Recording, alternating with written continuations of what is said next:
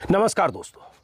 23 मार्च वो तारीख थी जब केरल के वायनाड से सांसद कांग्रेस के वरिष्ठतम नेताओं में से एक राहुल गांधी को गुजरात में सूरत की एक अदालत ने मानहानि के मुकदमे में 2 साल की अधिकतम सजा सुना दी थी। उस 2 साल की अधिकतम सजा सुनाए जाने के 26 घंटे के भीतर राहुल गांधी की संसद की सदस्यता रद्द कर दी गई थी और 4 दिन के भीतर उन्हें बंगला खाली कराने का नोटिस भी मिल गया था। कांग्रेस के नेताओं को उम्मीद थी कि शायद ऊपरी अदालतों से राहुल गांधी की दोष सिद्धि पर स्टे लगेगा, राहुल गांधी की सजा पर स्टे लगेगा और उनकी संसद की सदस्यता बहाल हो सकती है। लेकिन बीच में कई शक सुबह भी कांग्रेस के नेताओं की तरफ से लगातार जताए जाते रहे। कई थ्योरी और कई प्लॉट के बारे में भी कांग्रेस के नेताओं की तरफ से कहे जाते रहे। बीजेपी ने और सरकार ने जिस ढंग से मुस्तैदी दिखाई, लोकसभा स्पीकर ने जिस ढंग से मुस्तैदी दिखाई, उसको लेकर कई सवाल उठे। लेकिन आज एक बड़ी खबर फिर सूरत से आई है। इस बार सूरत के सेशन कोर्ट से खबर आई है कि सूरत सेशन कोर्ट ने जिस मामले मानहानि के मामले की सुनवाई 13 अप्रैल को की थी और फैसला स्थगित रखा था, आज फैसला सुना दिया। एक लाइन में सूरत सेशन कोर्ट के जज जब कोर्ट में आए, आरपी मोगेरा, एक शब्द उन्होंने कहा, डिसमिस्ड। मतलब वो याचिका, वो अर्जी जो राहुल गांधी की सजा और दोष सिद्धि पर स्टे के लिए अर्जी दायर की गई थी, अगर जो उनके कन्विक्शन पर स्टे मिल जाता तो उनकी सदस्यता बहाल हो सकती थी। वो कन्विक्शन पर स्टे की अर्जी, सजा पर स्टे की अर्जी एक शब्द के साथ सूरत सेशन कोर्ट ने खारिज कर दिया। अब कांग्रेस के नेताओं का कहना है कि उनके पास विकल्प है हाई कोर्ट का, सुप्रीम कोर्ट का। जयराम रमेश जो कांग्रेस के वरिष्ठ नेता हैं, उनकी तरफ से कहा गया है हमने सारे विकल्प खुले रखे हैं, अब हम हाई कोर्ट का दरवाजा खटखटाएंगे। लेकिन जब यह फैसला आया था मानहानि के मामले में 23 मार्च को, अब 2 दिन बाद 1 महीने पूरे हो जाएंगे। 1 महीने के लिए राहुल गांधी को वहां से जमानत भी मिली थी, अपील के लिए वक्त भी था। लेकिन अब यहां से जब सेशन कोर्ट ने यह अर्जी खारिज कर दी, हालांकि इस बीच बहुत बातें ऐसी भी कही गई कि अगर फैसला 23 मार्च को आया तो राहुल गांधी ने सेशन कोर्ट का दरवाजा खटखटाने में इतना वक्त क्यों लिया। 13 तारीख को राहुल गांधी के वकील और नेताओं के जत्थे सूरत में दिखे थे और आज एक लाइन की अर्जी खारिज होने की खबर के साथ कई सवाल हैं अब राहुल गांधी के भविष्य को लेकर, ये कांग्रेस की रणनीति को लेकर। अब यहां से क्या होने वाला है, क्योंकि राहुल गांधी को बंगला खाली कराने के लिए भी बहुत जल्द, बहुत मुस्तैदी के साथ लोकसभा सचिवालय से चिट्ठी गई थी। अब बंगला भी उन्हें खाली करना है, 2 दिन के लिए वक्त बाकी है बंगला खाली करने के लिए, जितनी मियाद उन्हें मुकर्रर की गई थी। हालांकि वहां से कहा जा रहा है ज्यादातर सामान शिफ्ट किया जा चुका है। लेकिन एक राहुल गांधी की सदस्यता पर खतरा जो बरकरार था, मतलब सदस्यता बहाली की जो गुंजाइश कम दिख रही थी बहुत सारे लोगों की, वो आज के फैसले से लग रहा है कि अब शायद मुश्किल हो। और अगर ये सजा पर स्टे राहुल गांधी को नहीं मिलती है तो 6 साल तक राहुल गांधी, पहले तो सजा पूरे होने के 6 साल तक बाद तक चुनाव नहीं लड़ पाएंगे, मतलब 2024 भी 2029 भी। बहुत सारे सवाल हैं अदालती प्रक्रिया को लेकर भी। और मैं ये भी बता दूं कि मैं अभी रामगढ़ में हूं, एक वरिष्ठ पत्रकार से भी आपकी बात कराऊंगा, हम समझने की कोशिश करेंगे राजनीतिक भविष्य क्या है। लेकिन एक बात और, जब सूरत के कोर्ट से जब ये फैसला आया था मानहानि के मामले में अधिकतम सजा, बार बार जोर देकर कह रहा हूं और यही बहुत सारे लोग कह रहे हैं, अधिकतम सजा, अगर 2 साल से 1 महीने कम, 1 दिन कम, 10 दिन कम भी सजा होती तो उनकी सदस्यता बरकरार रह सकती थी। वो अधिकतम सजा एक बीजेपी के विधायक के मुकदमे में की तरफ से किए गए मुकदमे में उस बयान को लेकर जिसे कहा गया कि राहुल गांधी ने ओबीसी का अपमान किया मोदी सरनेम का जिक्र करके। हालांकि राहुल गांधी ने जो कहा था, राहुल गांधी का वो बयान, जिस बयान को लेकर कांग्रेस के नेता कह रहे हैं ये मोदी सरनेम का सवाल नहीं है, जिक्र उन्होंने ललित मोदी और नीरव मोदी जैसे चोरों का किया था। वो बयान भी आगे मैं सुनाऊंगा, चोरों का किया था उन्होंने। राहुल गांधी ने ये नहीं कहा कि सारे मोदी चोर हैं। कांग्रेस के नेताओं का कहना है ये बयान कि इन चोरों के नाम मोदी क्यों हैं, इसका मतलब ये नहीं होता सारे मोदी चोर हैं। और जिनके लिए कहा मोदी सरनेम बहुत सारी बिरादरियों में, जातियों में होती है, सब ओबीसी नहीं होते। खामखा ओबीसी से जोड़कर कांग्रेस के नेता राहुल गांधी के खिलाफ बीजेपी ने ट्विस्ट देने की कोशिश की और इसका राजनीतिक फायदा उठाने की कोशिश की। क्या बीजेपी जो कोशिश कर रही है राहुल गांधी को ओबीसी विरोधी साबित करके राजनीतिक फायदा उठाने की, क्या उसको फायदा मिलेगा? या राहुल गांधी, अगर जेल जाना पड़ गया राहुल गांधी को, अगर हाईकोर्ट और सुप्रीम कोर्ट से भी राहुल गांधी को राहत नहीं मिली, तो क्या राहुल गांधी का राजनीतिक भविष्य किस दिशा में जाएगा? इसको भी समझने की कोशिश करेंगे। लेकिन उससे पहले मैं चाहता हूं राहुल गांधी का वो बयान जिस पर बवाल मचा, वो बयान आप जरूर सुन लें। इसलिए भी क्योंकि राहुल गांधी ने इस बयान के बाद एक दूसरा बयान दिया जिस पे बीजेपी नेताओं की बहुत नाराजगी है, जिसमें उन्होंने कहा था मैं सावरकर नहीं हूं, मैं गांधी हूं, गांधी माफी नहीं मांगते। लेकिन पहला वो बयान जो राहुल गांधी ने दिया था 2019 में लोकसभा चुनाव के पहले कर्नाटक के कोलार में, जिस पर बवाल हुआ, पहले वो बयान सुनिए। एक छोटा सा सवाल, इन सब के नाम, इन सब चोरों के नाम मोदी मोदी मोदी कैसे हैं? नीरव मोदी, ललित मोदी, नरेंद्र मोदी, और अभी थोड़ा ढूंढेंगे तो और बहुत सारे मोदी निकलेंगे। एक छोटा सा सवाल, इन सब के नाम, इन सब चोरों के नाम मोदी मोदी मोदी कैसे हैं? नीरव मोदी, ललित मोदी, नरेंद्र मोदी, और अभी थोड़ा ढूंढेंगे तो और बहुत सारे मोदी निकलेंगे। राहुल के इसी बयान पर मानहानि का मुकदमा, उस मानहानि के मुकदमे में भी कुछ पेच है जिसको लेकर मैंने भी वीडियो में कहा है, कांग्रेस के नेता भी लगातार कहते रहे, उनके जो आरोप है उसके आधार पर भी मैंने वीडियो बनाया। उसमें क्या है? उसमें यह है कि पूर्णेश मोदी जो सूरत के बीजेपी के विधायक हैं, इन्होंने मुकदमा किया राहुल गांधी के इस बयान के कुछ दिनों बाद। लेकिन जब सुनवाई होने लगी, राहुल गांधी की पेशी हुई, राहुल गांधी ने अपना पक्ष रखा, उसके बाद अचानक पिछले साल 2022 में फरवरी में पूर्णेश मोदी हाईकोर्ट गए और उन्होंने कहा हम इस सुनवाई को स्थगित रखना चाहते हैं, हमारे पास पर्याप्त एविडेंस नहीं है। कांग्रेस के नेताओं का कहना है जिस अदालत में सुनवाई हो रही थी उस अदालत में पूर्णेश मोदी एक बार फिर राहुल गांधी को सम्मन करना चाहते थे, या उन्हें लगा कि फेवरेबल ऑर्डर नहीं आएगा, इसलिए उन्होंने स्टे ले लिया।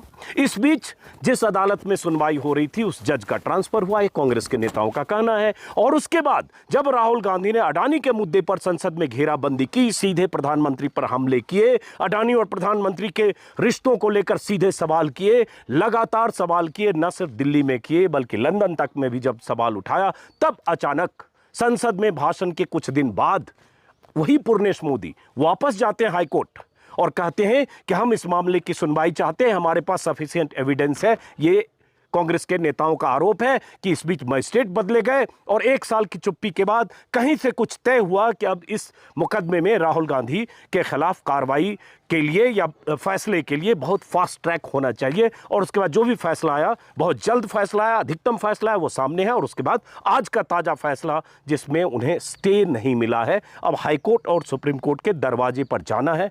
लेकिन उस बीच राहुल गांधी का वो बयान, वो भी सुन लीजिए। फिर मैं अमरीश कुमार, जहां मैं हूं रामगढ़ में, उनसे बात करूंगा। वो बयान जिस बयान पर बीजेपी के नेताओं को जबरदस्त नाराजगी है, वो बयान लोग कहते हैं राहुल गांधी माफी मांग लेते, तो राहुल गांधी क्या सोचते हैं?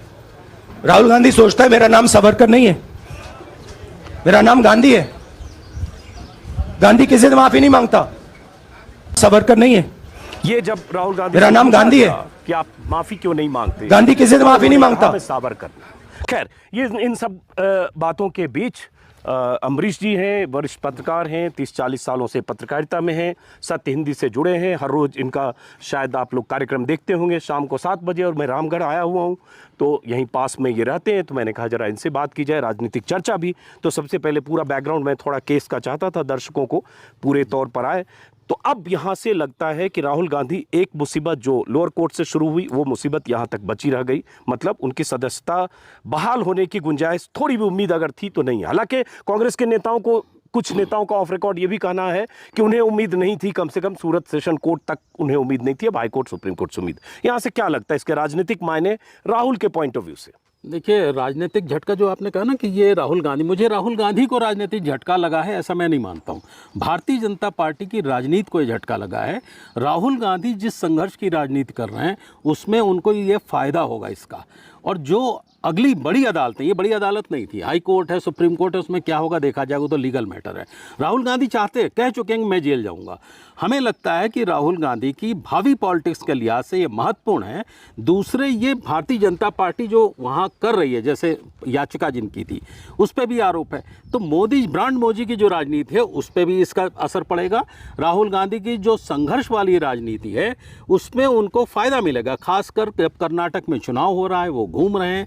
अब क्या होता है बेल के मामले में, ये अभी नहीं कह सकता हूँ क्यों, हाई कोर्ट में क्या होगा, सुप्रीम कोर्ट तो में किसी क्या को होगा। नहीं पता, सही बात है, कोर्ट में क्या होगा। लेकिन जो राहुल गांधी की राजनीति है उसमें राहुल गांधी को दीर्घकालीन फायदा इस प्रकार के फैसलों से होगा। सूरत कोर्ट ने जब लोअर अदालत ने वहां पे फैसला दिया था तो भी राहुल गांधी, आपको ध्यान होगा, राहुल गांधी ने कोई चिंता नहीं जताई थी और पूरे सारे देश में मैसेज गया ये मामला क्या है, मोदी का मामला क्या है, क्या पिछड़े होते हैं, ललित मोदी क्या पिछड़ी जात के हैं, नीरव मोदी क्या पिछड़ी जाति के हैं, सारे मोदियों की बात आ गई, वो सब वैश्य हैं, बनिया हैं, अलग अलग जात के हैं। पिछड़ी राजनीति की जो बात भारतीय जनता पार्टी कर रही है उसको कतई फायदा नहीं होने वाला है। इसलिए मेरा अभी भी मानना है कि राहुल गांधी जिस प्रकार की राजनीति कर रहे हैं उसमें भविष्य में उनको इसका फायदा ही मिलेगा कि सरकार आ रही है, सदस्यता कैंसिल की, उसमें अपने लोकसभा अध्यक्ष की भी भूमिका आती है, इतनी जल्दी हड़बड़ी क्यों की, उनका घर खाली करा दिया गया, जबकि बहुत सारे नेता हैं जिनका घर नहीं खाली करा। मैं बीच में बोलता हूँ, बहुत सारे नेताओं में गुलाम नबी आज़ाद भी हैं। वो गुलाम नबी आज़ाद जो बीजेपी के प्रति सॉफ्ट हैं, मोदी के प्रशंसक हैं, मोदी भी उनके प्रशंसक हैं, और बीजेपी के प्रति सॉफ्ट रहते हुए कांग्रेस से बाहर जाकर हमलावर हैं। गुलाम नबी आज़ाद का बंगला अभी भी है, और ऐसे कुछ और लोगों की लिस्ट है जिनके बंगले अभी भी हैं। लेकिन राहुल गांधी जो हाई सिक्योरिटी में रहते हैं, जिनके पिता जो पूर्व प्रधानमंत्री राजीव गांधी थे, जिनकी दादी जो पूर्व प्रधानमंत्री थी, हालांकि प्रधानमंत्री रहते हुए उनकी हत्या हुई, परिवार को सुरक्षा की भी जरूरत है, लेकिन 26 घंटे के भीतर सदस्यता जाना और चौथे दिन नोटिस मिलना। अब वापस फिर उसी पर आते हैं, ये क्यों लगता है आपको फायदा होगा? भाई मोदी का जिस ढंग से जो इकोसिस्टम है, मोदी का जिस ढंग से उनके वोटर के बीच उनकी पकड़ है, जो चुनावी नतीजे हाल के दिनों में आए हैं, हिमाचल को छोड़ दें, तो उनको लगता है कि राहुल को जितना हम रेडिक्यूल कर दें, जितना हम राहुल को चिन्हित कर दें, ओबीसी विरोधी है, राहुल को बदनाम करें, जो उन्होंने छवि 5 साल में 6 साल में छवि खराब करने की कोशिश की, तो उन्हें लगता है कि धीरे धीरे चीजें कमजोर हो जाएगी, पब्लिक मेमोरी में यही होगा कि मोदी जैसा कोई नहीं। देखिए, राहुल गांधी की भारत जोड़ो यात्रा ने उनकी सारे नैरेटिव को खत्म कर दिया, ध्वस्त कर दिया।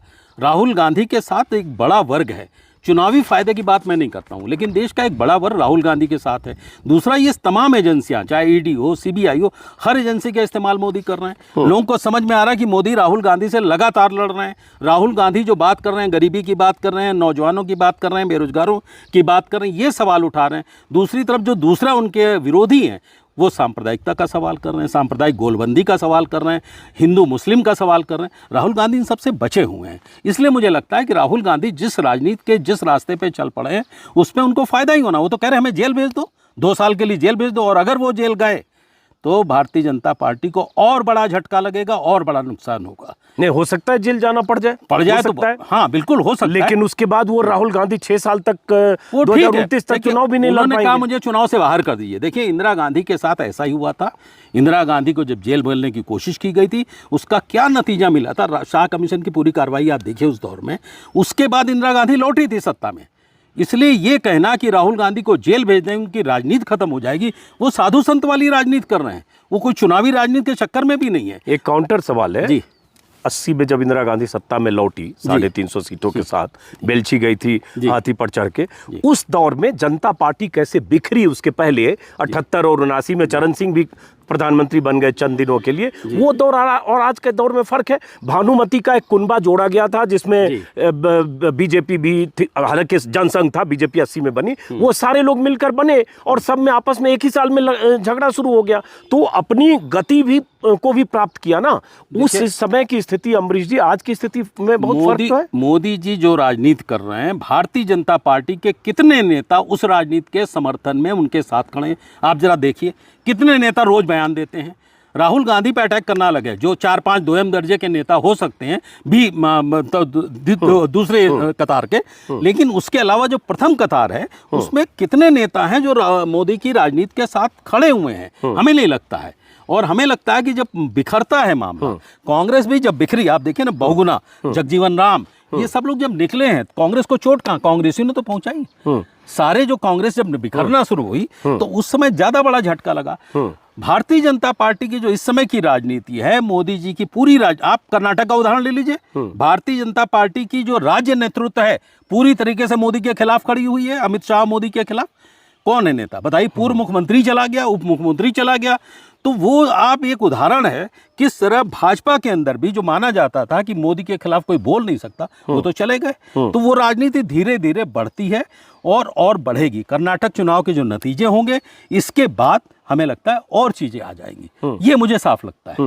नहीं, कर्नाटक चुनाव जरूर एक बहुत बड़ा संदेश देगा, क्योंकि उसके बाद फिर हालांकि उसके बाद साल के आखिर में 4 और राज्यों में चुनाव है, एमपी, छत्तीसगढ़, तेलंगाना, लेकिन कर्नाटक से एक दिशा तो जरूर मिलेगी। लेकिन फिर उसके पहले बात आती है कि राहुल गांधी अगर 2 साल के लिए जेल चले गए, अभी हम इफ एंड बट में बात करें, हमें नहीं पता क्या होने वाला है। कांग्रेस की स्थिति भारत जोड़ो के समय राहुल गांधी की छवि बदल जाना और जिस ढंग से विपक्ष आपस में अलग अलग गोलबंदी विपक्ष के नेताओं की है, चाहे केसीआर और ममता और अरविंद केजरीवाल एक साथ बात करने लगे हों, अखिलेश उसमें दिखते हैं, कांग्रेस की अपनी महत्वाकांक्षा है, तो विपक्षी एकता की गुंजाइश दिखती है क्या? और ये अगर नहीं होता है तो मोदी को शिकस्त देना बहुत आसान नहीं है। 2 चीज है, जेल में बंद राहुल गांधी भारतीय जनता पार्टी के लिए ज्यादा बड़ा खतरा होंगे जेल से बाहर के बनस्पत। दूसरी, विपक्षी एकता की शुरुआत हो चुकी है। आप देखे होंगे नीतीश कुमार राहुल गांधी की मुलाकात हो चुकी है।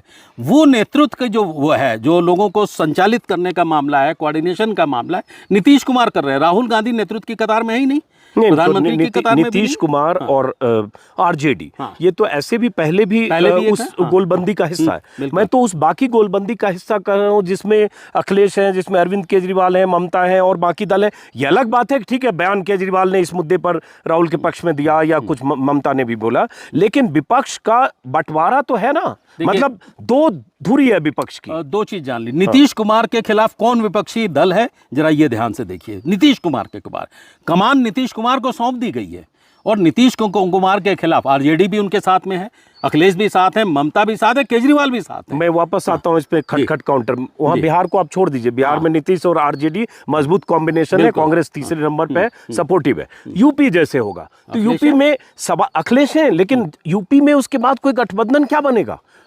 यूपी के अंदर कांग्रेस का अगर वोट देखें तो वोट शेयर कांग्रेस तो है नहीं यूपी में, ये बहुत साफ सी बात है। कांग्रेस यूपी में कहीं नहीं है। विधानसभा में 2.5% वोट मिला। बीएसपी बिखर रही है, बीएसपी का वोट बटेगा भारतीय जनता पार्टी और समाजवादी पार्टी गठबंधन में।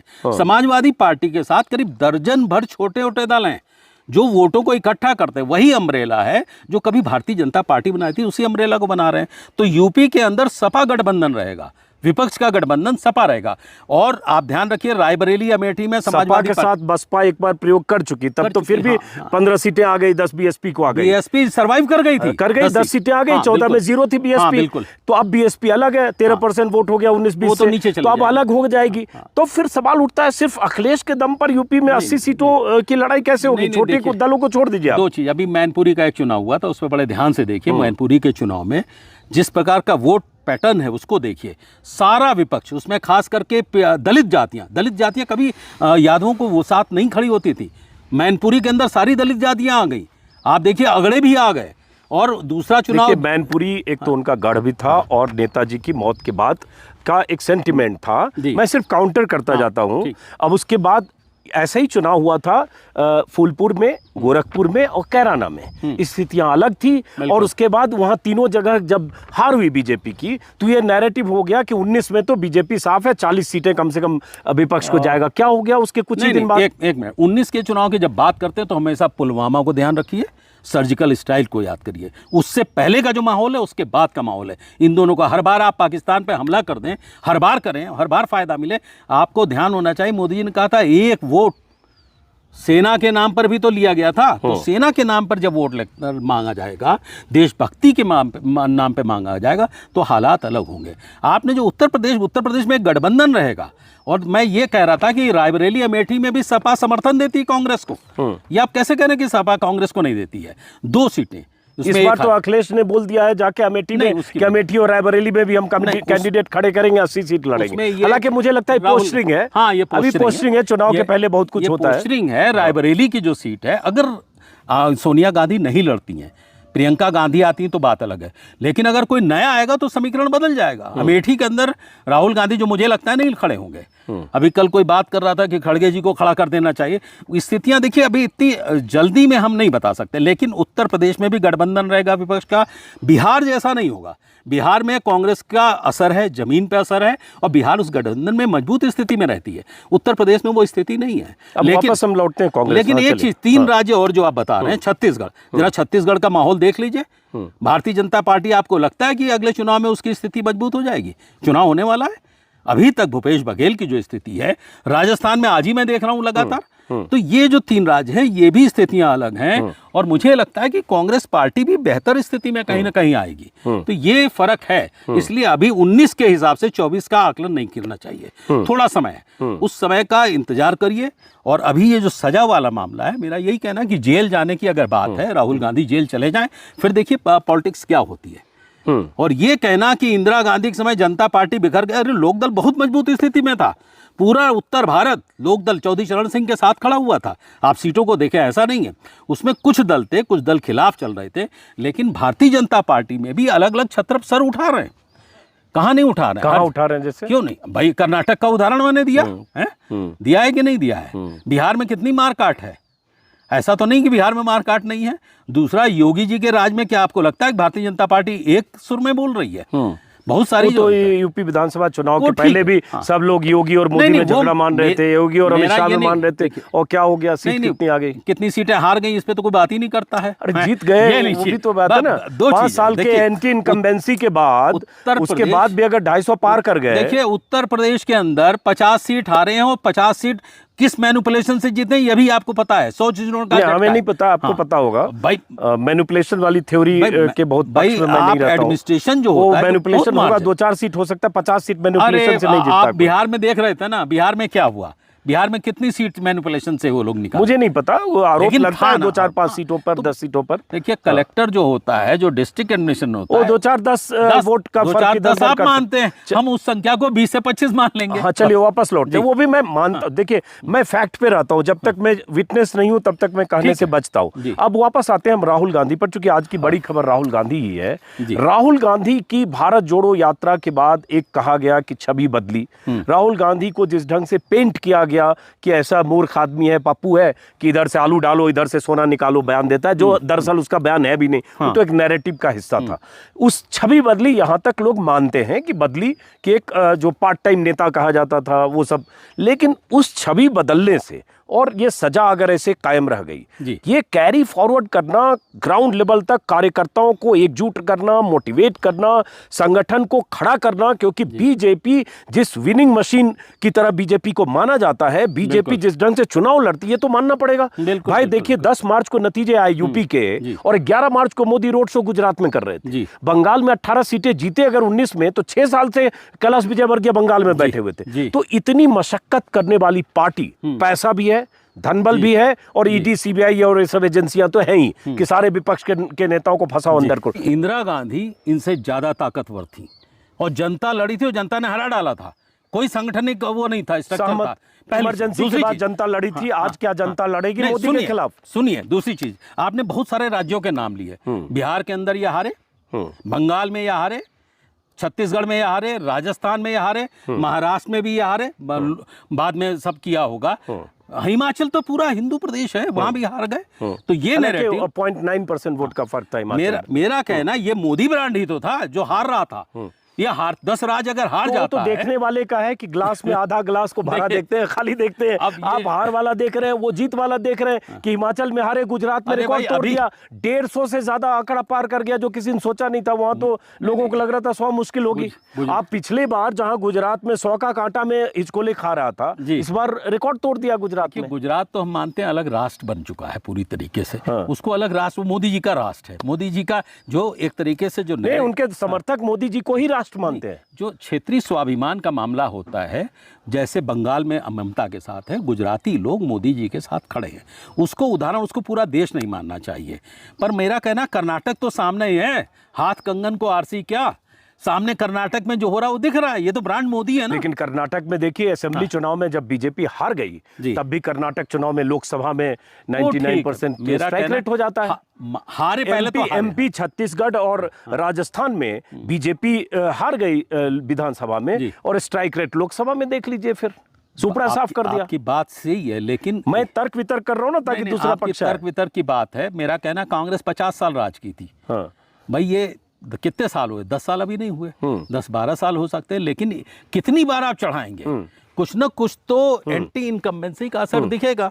हमें लगता है कि इस बार अब संकट शुरू हुआ है, और ये संकट राहुल गांधी अगर जेल चले जाते हैं, ये संकट ज्यादा खड़ा होगा, और इसका असर भारतीय जनता पार्टी की भी राजनीति पे पड़ेगा और कांग्रेस की। जेल चले भी जाएं तो इसका कोई मतलब नहीं कि कांग्रेस पार्टी बिखर जाएगी। विपक्षी एकता और मजबूत होकर उभरेगी, मैं आपको बता दूं।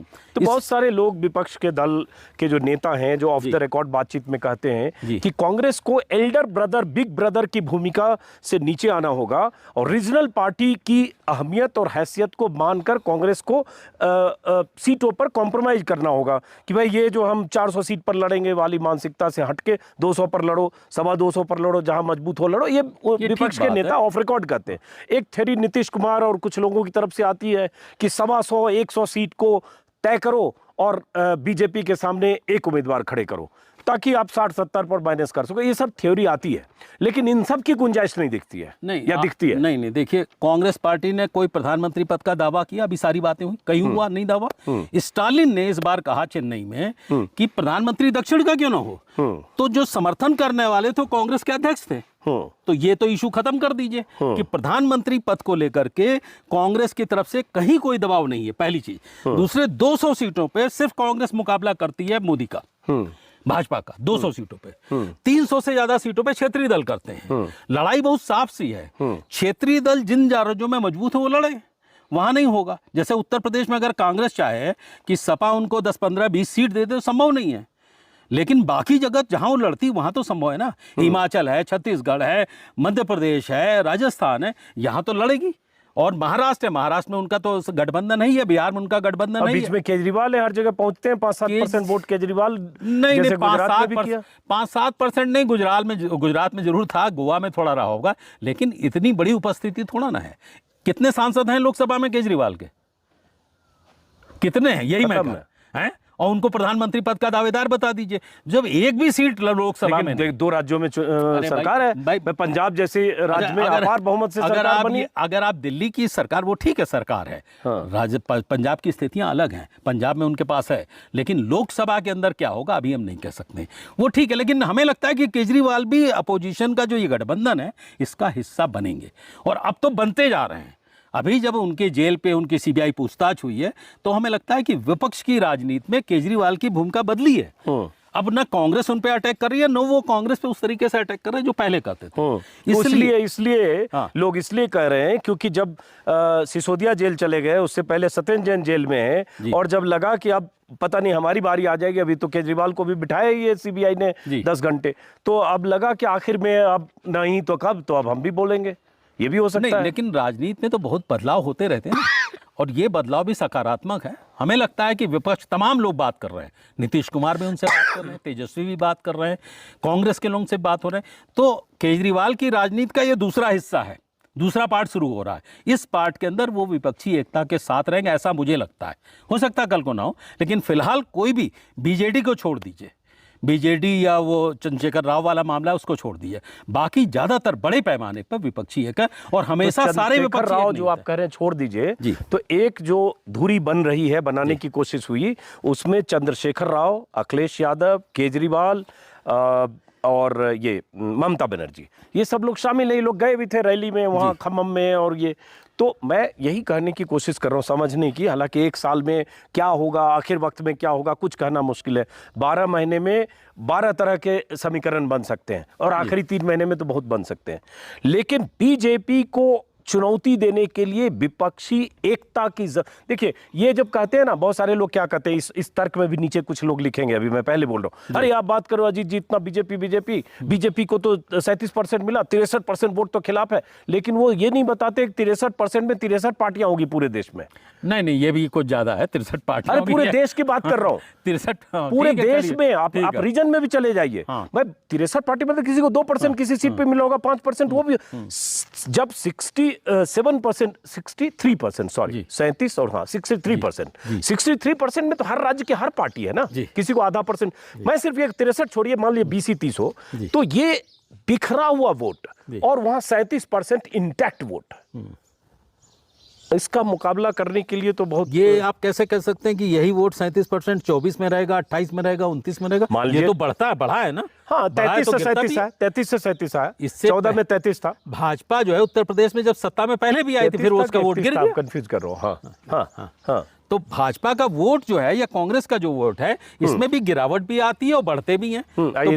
भारतीय जनता पार्टी की जो स्थिति है, आप इतने धूप में नाजुक क्यों हो जाते हैं? नहीं, नाजुक पहाड़ पे रहने वाला आदमी है, धूप में आप बताइए। आप धूप सेक रहे हैं, हम तो रोज धूप सेकते रहते हैं। चलिए, हाँ। तो मेरा कहना है कि वोट जो है वो गिरता और बढ़ता रहता है, इसको लेकर के इतना नहीं होना है कि उन्होंने कसम खा ली कि 37% उनके साथ रहेगा, इतनी ही सीटें रहेंगी। बिल्कुल वो घटता बढ़ता, इसमें कहां शक है। और तो पिछली बार 77 में जो एकता हुई थी, 3 महीने में हुई थी विपक्ष की एकता, सिर्फ 3 महीने। मैंने भी यही कहा ना, जेल में हो गई थी। मैंने भी यही कहा कि आखिरी 3 महीने ही बहुत अहम हो जाते हैं, पर यहाँ तो 1 साल पहले हो गई है, जिसमें कोई हमें बहुत विरोध नहीं दिख रहा है। इसलिए मुझे लगता है कि हालात बदल रहे हैं और देश के हालात बदल रहे हैं। उस समय के अलग थे, इस समय के अलग हैं। राहुल गांधी की जो भूमिका है, बड़ी भूमिका है और कैटलिस्ट की भूमिका है पूरी राजनीति में। राहुल गांधी को अगर ये जेल जाना पड़ा तो हमें लगता है कि स्थितियां और बदल जाएंगी। चलिए, तो बहरहाल अमरीश जी से जरा समझने की कोशिश, बातचीत, और मैं जानबूझ के काउंटर सवाल ज़्यादा करता हूं ताकि दूसरा पक्ष प्रवोक होकर अपना जवाब भी दे। तो पुरानी दोस्ती है हमारी 30-32 साल पहले की, हालांकि हमसे 15-20 साल बड़े भी हैं।